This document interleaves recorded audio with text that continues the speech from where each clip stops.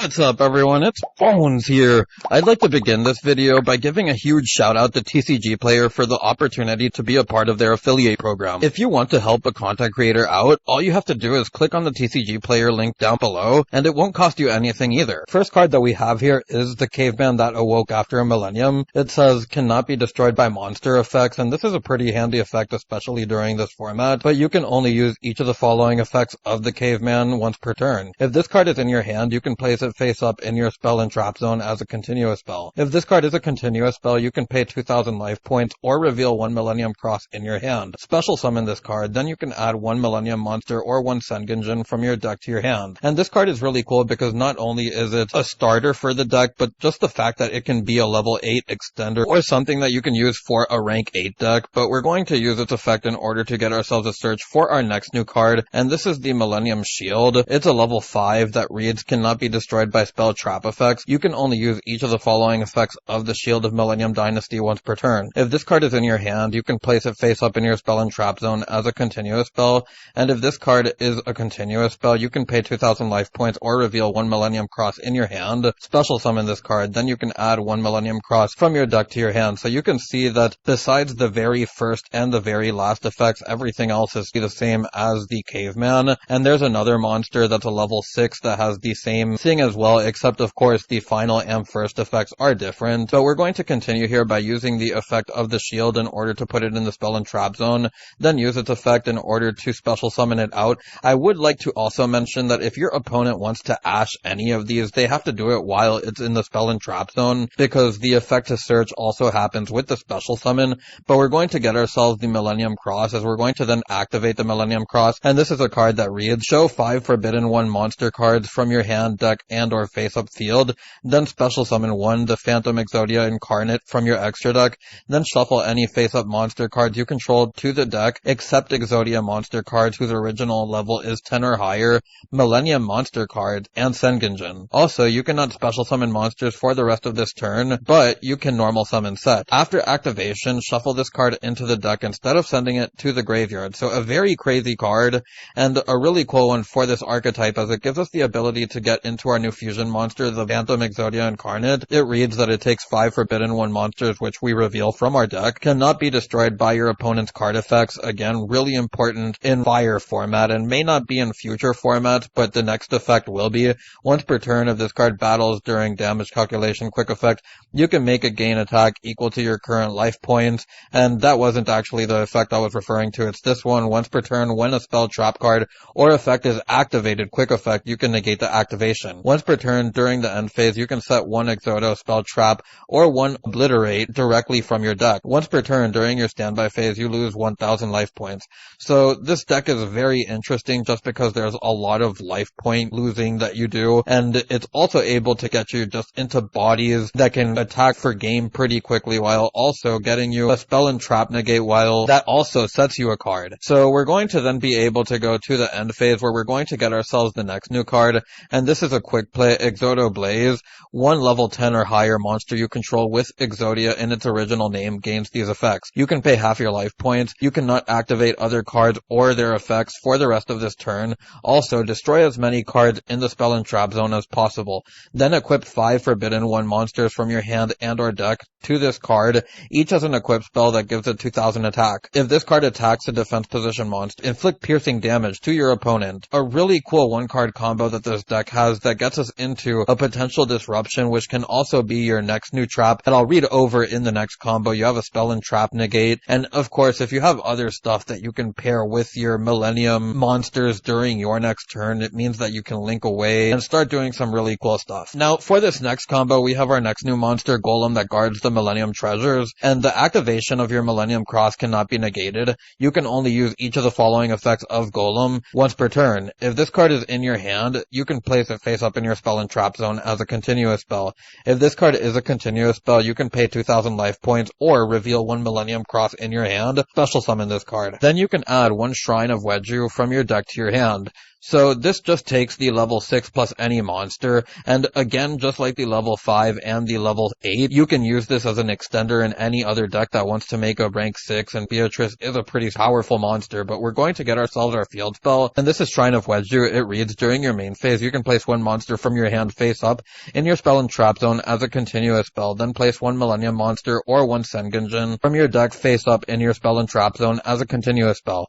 You can only use this effect of Shrine of Wedju once per turn. If a face-up Millennium monsters and or Sengenjin in your monster zone is destroyed by battle or card effect, you can place it face-up in your spell and trap zone as a continuous spell instead of sending it to the graveyard. So that's why we need the extra monster in hand. Even if it's an Exodia piece, it doesn't matter, but we're then going to be able to use the effect of Shrine, get ourselves the Sengenjin, or get ourselves the Caveman, as we'll then be able to use its effect in order to get ourselves the Millennium Shield. We'll then be able to put the Millennium Shield into the spell and trap zone, use its effect in order to get ourselves into the cross. Do keep in mind that if you want to skip getting the Caveman, which is a retrain of Sengenjin, and I keep on almost mistaking it for it, as this one is the Millennium Shield and this one is the Millennium Golem, I believe it's called. I don't remember the original names of them, but we are going to continue this one by getting ourselves the Millennium Cross, as we'll use the effect of Millennium Cross, get ourselves the Incarnate, as we'll then be able to go on to the end phase. And from here we can then get ourselves our next new card, which is Exodo Rage, I believe it's called, or Exodo Flame.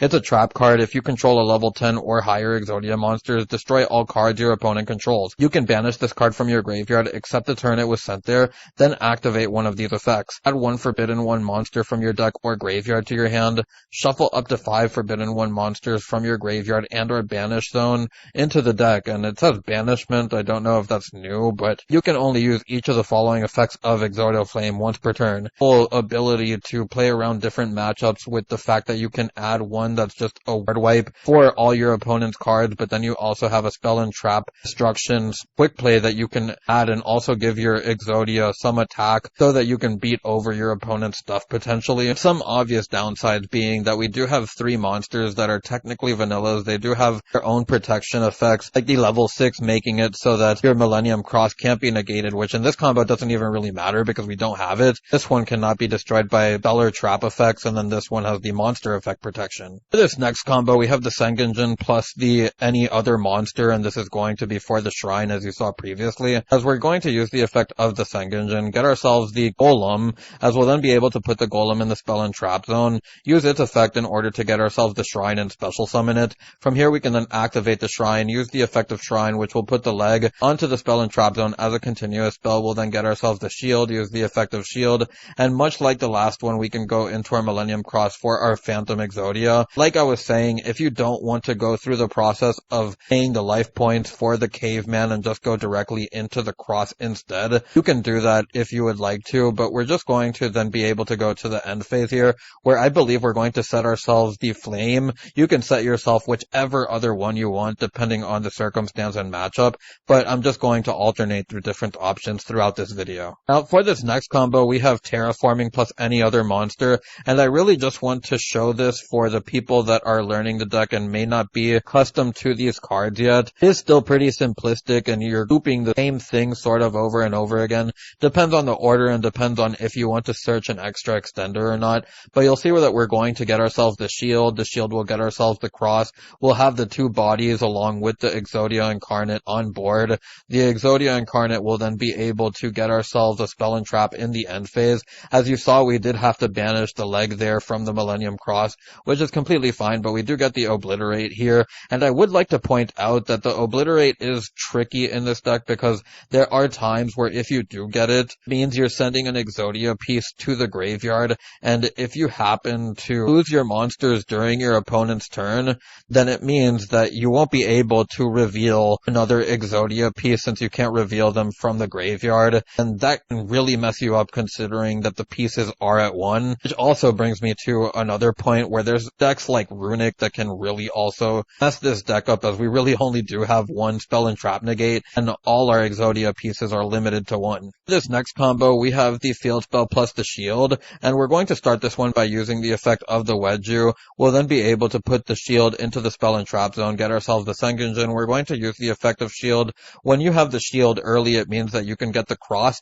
and all your extenders then become able to special summon themselves with just revealing the Cross and not spending the life points points for it, so that's really nice, as we're then going to bring out the Golem, use its effect in the spell and trap zone, as we'll be able to add ourselves another copy of Shrine, activate the Millennium Cross, get ourselves the Phantom Exodia, then we can go on to the end phase where we'll be able to get ourselves one of the spell traps. Now, for the final combo, before I get onto the test hand, and I'm just going to go with the 3 main monsters that the deck has, and we're going to start this one with the shield. As I just said, if you start with the shield, that's the first thing that you want to use so that you can get yourself the Millennium Cross, so that you're not paying all the extra life points for your extenders. But we're now going to use the effect of the Golem. We'll be able to get ourselves the Shrine, as we'll then be able to activate the Shrine, use the effect of Shrine. This will then be able to place our next new card, Millennium Fiend Reflection, and another retrain of Fiend Reflection, I believe it's called, from way back when. But if this card battles a monster, neither can be destroyed by battle. You can only use each of the following effects of Millennium Fiend Reflection once per turn. If this card is in your hand, you can place it face up in your spell and trap zone as a continuous spell. And if your opponent activates a card or effect while this card is a continuous spell, you can special summon this card, then gain life points equal to half of the attack of one monster on the field. Discuss whether you should or shouldn't play this card in the deck profile, because as you see, it's not similar to the other ones at all, where you do kind of rely on your opponent in order to make this one work and come out on board. That said, it does also give you the life points, which is pretty important, but we're now going to be able to use the Sengenjin. We have the Millennium Cross in hand, so we won't have to pay. Get ourselves another copy of Shield, and the reason why I got the Shield is because Shield will get you into another Millennium Cross, which will get you into the Incarnate. That is ultimately what you want on board, so we're going to get ourselves the Incarnate, as we'll then go into the end phase, then be able to get ourselves any Exodo spell trap. Now, for the final hand, you'll see that we are on the Econ and the Shifter. I was able to add some of the cards that I wanted to, and you're going to see that we have the Dimension Shifter that we can activate off rip on the Terraforming. We can add ourselves the Shrine, and if you noticed during the previous combos, we weren't sending any cards to the graveyard, and we were keeping monsters on board, which just makes the monsters along with the Econ really strong here. We then have the ability to bring out our Exodia Fusion, which will give us the spell and trap negate, plus a disruption via one of the spell traps. We also have 2 Millennium Cross here, which is really nice because it gives us follow-up, and not only that, but now we can set the enemy controller, go onto the end phase, have multiple interruptions. A really cool thing that I would also like to mention is that the high defense points that you get via your monsters can also be an obstacle that keeps you in games, especially while playing under Shifter, where most decks won't be able to really extend as far as they want to because their stuff isn't going to the graveyard. All of the combos out of the way, we can get onto the deck profile, and you'll see that I'm not playing the Fiend Reflection in the main deck, and it's because we are on the Pot of Prosperity. I feel like there's 2 ways to go about it. You're either siding the Harpy's Feather Duster along with the play, and then you can play 2 of these, and then put the 3 Small World in for the 3 Prosperity, between which one I want. I do feel like there were times where the Reflection did come up just because of how much you have to go through your life points sometimes. And I would also like to talk about some synchro options if you choose to play Ash Blossom as a hand trap, because it is a tuner. All these monsters are pretty easy to get out. Having access to any level 8, 9, or 10 is really solid too. Then Typhon is really easy to make as well in this deck, or really any deck. But outside of that, there's the Lightning Storms, which you can also play as an option. If I were to pick between the types of cards that I wanted to play though, it would lean towards more the blowouts like Nibiru, cards that can kind of help you open up a way to OTK your opponent. Something I would like to go over with my extra deck is that you'll see that it's kind of oriented around the fire monsters. The Phoenix can get yourself a spell and trap pop. Then with any other monster, you can go into the Princess, get back the Phoenix, go into your Whale. Then you have the Promethean Princess in the graveyard, while you can also go into the Hida if you don't want to go into the Whale. And we do have the other Charmers because we play the IP. If you want to get a dark monster in your opponent's graveyard, you can use the dark for that. Then we have the Earth monsters in our own deck that can get us into the Asa, potentially steal an opponent's Fenrir. We have our super poly targets with the Garura Mud Dragon. It's a really straightforward deck. You have your 3 engine cards here meant to get you into your Millennium Cross one way or another. And you have your field spell, which is essentially meant to do the same thing. 5 pieces of Exodia, which kind of rough that they are at 1, and even if they were at higher numbers, it would still be kind of rough because it changes how deck building would be, and you don't want to play more bricks. But it makes Runic a really weird matchup for this deck. It'll be what keeps it from being a popular deck in my opinion, but with all of that out of the way, I'm just going to get onto the card by card. And we have the 3 Golem, the 3 level 5s, the Shield, the 3 Cavebands, we then have the 3 Disparities, the 1 leg, the 1 other leg, the 1 arm, the other right arm, then we have the Exodia, the 3 Cross, we then have the 1 Terraforming, the 3 Shrine, the 3 Shifters, the 3 Drolls, the 3 Super Polys, and the 3 Enemy Controllers. Something really cool about this deck as well is the option of going second cards that you have, because the Enemy Controller can help you play through certain boards, especially when your opponent has like IP Masquerena plus whatever Fire King stuff or Snake Eye stuff that they may have on board. Just have the ability to tribute of your own monsters and then get your opponent's IP Masquerena if they're about to activate it, so that you can just disrupt that whole part or disrupt whatever other monster you want to take. Then there's also the Shifter and the Drolls, which can just be turn ending even though fire can play around it at times. And of course there's the Super Poly, which just destroys some fire boards, at least parts of it, though you still kind of have to deal with the follow-up. That said, onto the extra deck, we have the SP Little Knight, IP, Asa, Dark, Hida, Phoenix, Unicorn. We then also have the Princess, Whale, Underworld Goddess, which is meant stuff like Raid Raptor, Towers, Monsters, and we also have Nor. Just anything that may be a problem to get over. We then have the Mud Dragon, the Garura, and we have the 3 copies of the Phantom Exodia Incarnate to round out the deck profile. For everyone who's made it this far, I'd like to thank you for watching and for the 700 plus subs. I truly appreciate your support, and now that we've monetized the channel, giving us access to supers and memberships means that more awesome stuff is on the horizon. The channel membership, just click on the description below and there will be a link that takes you there. You'll also notice a free Discord link that I've made for us too. If you want to support me as a content creator, even if you can't donate supers or get a membership for the channel, clicking on those thumbs up and subscribe buttons help a lot too. For those wondering, I do plan on making updates to the channel as the support on the channel grows. Anyways, I hope to see you on the next one. It's Bones, signing out.